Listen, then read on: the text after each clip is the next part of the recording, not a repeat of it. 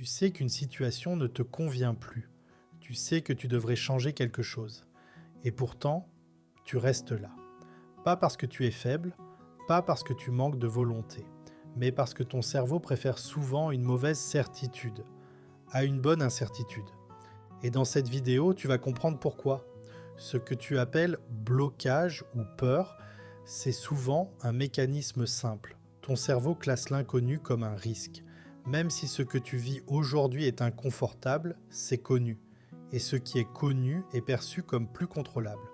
Ton cerveau a une priorité, réduire l'incertitude.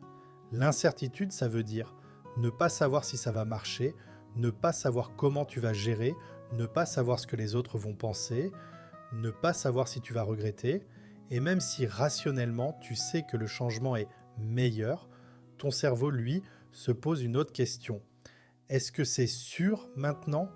C'est pour ça qu'on voit des comportements très fréquents, des gens qui restent dans un job qui les épuise, dans une routine qui les vide, dans des projets qu'ils n'aiment plus, parfois même dans des relations qui ne leur conviennent pas, parce que le mauvais connu donne une illusion de contrôle. Tu sais à quoi t'attendre, tu connais les règles, tu sais comment survivre, alors que le bon inconnu demande un effort mental énorme.